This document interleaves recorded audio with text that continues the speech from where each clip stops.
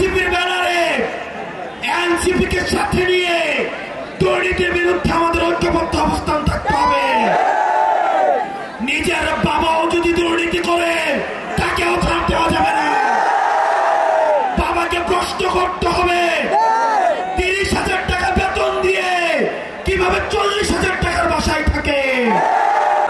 আপনার ব্যবসায়ী বাবাকে প্রশ্ন করতে হবে, নিজের ঘর থেকে শুদ্ধ অভিযান শুরু করতে হবে।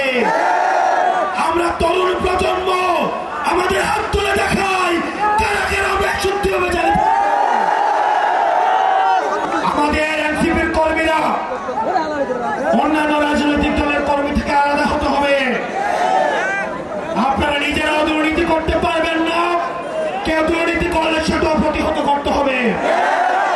নিজেরাও টেন্ডারবাজি করা যাবে না, কেউ করলে সেটাও প্রতিহত করতে হবে। সাংগঠনিক ভাবে আমাদেরকে সুসংহত হতে হবে।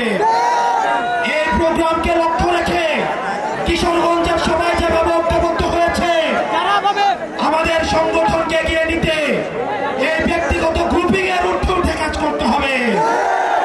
আমরা জানি একটা এলাকায় অনেক গ্রুপিং থাকে, অনেক ব্যক্তি রাজনীতি থাকে, সেগুলোর ঊর্ধ্বে উঠে আজকের মতো এনসিপির জন্য আমাদেরকে কাজ করে যেতে হবে।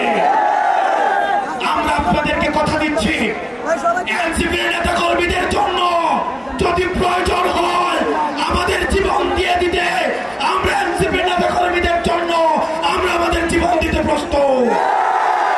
আমাদের কর্মীদের রক্ত, আমাদের কর্মীদের ঘামের মধ্য দিয়ে আমরা নেতা হয়েছি।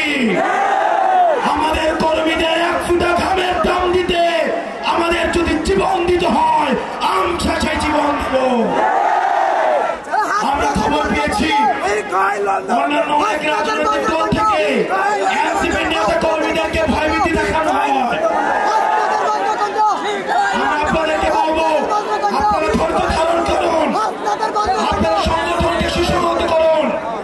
উপজেলা পর্যায়ে, ইউনিয়ন পর্যায়ে, ওয়ার্ড পর্যায়ে আগামী 1 মাসের মধ্যে আমাদের কমিটিগুলো সংহত করুন। এলাকায় যত সুনাগরিক রয়েছে, বিশিষ্ট নাগরিক রয়েছে, প্রয়োজনে তাদের হাতে পায়ে ধরবেন। হাতে পায়ে ধরে এনসিপিতে নিয়ে আসুন। আমরা ভালো মানুষদের নিয়ে আমরা দল করতে চাই। 100